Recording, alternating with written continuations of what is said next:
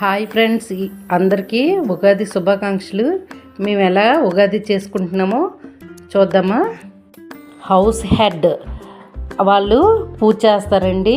మేము రైతులం కదా, బాగా తెల్లవారికే ముహూర్తం మీద పూజ చేసుకోవాలి. అదిగోండి ఆ బియ్యం ఉన్నాయి కదండి, దాన్ని మేము పొలంగా ఊహించుకొని ఒక పసుపు కొమ్ము తీసుకుంటామండి. దాన్ని దారం కట్టేసి నాగల్లా భావించి ఆ బియ్యాన్ని పొలంగా భావించి రైతు ఎలా పొలంలో దున్నుతారో అలానే ఇక్కడ బియ్యంలో మేము అలా దున్నుతామండి. దేవుణ్ణి స్మరించుకొని అలానే లక్ష్మీదేవి ప్రతిమతో కూడాను 3 సార్లు భూమిని దున్నినట్టుగా దున్నుతామండి ఆ బియ్యంలోనే. ఆ బియ్యాన్ని తీసుకెళ్ళి ఒక స్వీట్ కానీ అదే రోజు ఒక ఫుడ్లో అన్నం రైస్ కానీ వండేసుకుంటాము. అవి ఇంట్లో అందరము అలాగనే చేస్తామండి. పిల్లలు కూడాను, మా చిన్న పాప కూడా సేమ్ వాళ్ళ డాడీలానే చేస్తుంది.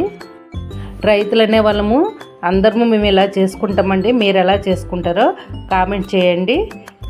మా చిట్టి తల్లిలాగా మీ ఇంట్లో ఎవరైనా పిల్లలు ఇలా చేస్తున్నారా? Like and subscribe.